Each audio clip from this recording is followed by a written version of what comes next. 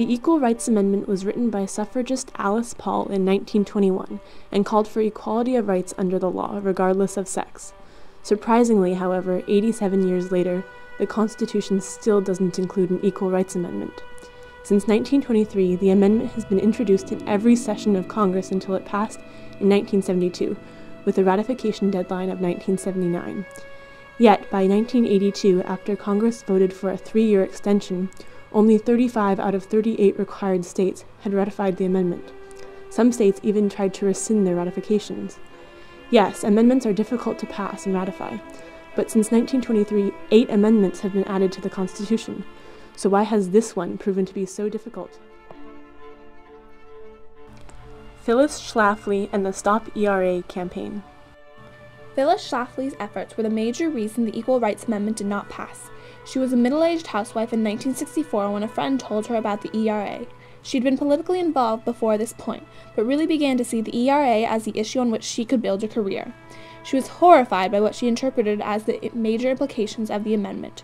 She believed it would create compulsory military conscription for women, replace all men's and women's restrooms with unisex restrooms, force 50% of the financial burden of the family on the wife, create a precedent for homosexual marriage, and provide taxpayer-funded abortions. So Schlafly began campaigning. By 1972, her weekly newsletter, the Phyllis Schlafly Report, had 3,000 subscribers. Stop ERA, or Stop Taking Our Privileges, was her unofficial organization. She had hierarchies of representatives in many states, bringing her newsletter to state legislatures, passing out flyers, and making campaign telephone calls. She explained in the early days of Stop ERA that, quote, "The only respectable organization that has taken a position against the ERA was the National Council for Catholic Women. The national office was a bunch of liberal Democrats, and they were no help. But the organization had, before I got into the picture, published a nice flyer on what was wrong with the ERA and how it was an attack on the family and so forth," unquote. But why did Phyllis Schlafly have so much power over this issue? She wasn't intimidating because she came across as a housewife just fighting for what was right. She made it seem as if she had no political agenda. She didn't have that big a hurdle to jump over because she only needed to block ratification of 13 states. And people were already unsure about the amendment's necessity because of the Equal Protection Clause of the 14th Amendment and the fact that the Constitution was already gender neutral.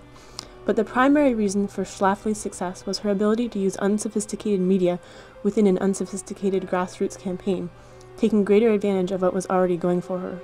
She used her newsletter to create an image of herself as a protector of the family and of women's rights, rather than a politician.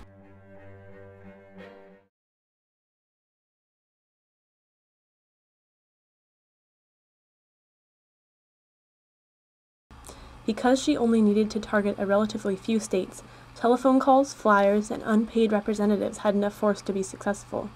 And if legislatures were generally already unsure about their position on the amendment, her rhetoric had an effect on them.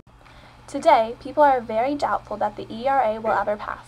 One woman was chiefly responsible for the exclusion of the amendment that would have protected women's rights. The ERA would have, in principle and in practice, clearly and virtually irreversibly affirmed equal rights declared by the Constitution. But the personal beliefs and political aspirations of one woman prevented its ratification. Schlafly has, in fact, built a lasting political career on her extremism towards this issue, to the detriment of millions of people.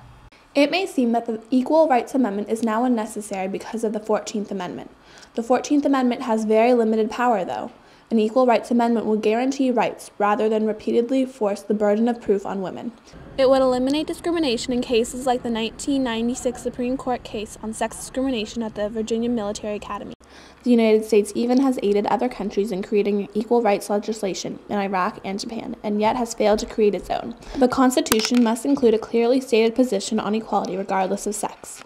Words that would have to be deleted from the federal code are husband and wife. It would, in the matter of marriage, it would open up the courts for all kinds of litigation by the gay rights movement. It would treat women exactly the same as men, and women do not want to be treated the same as men.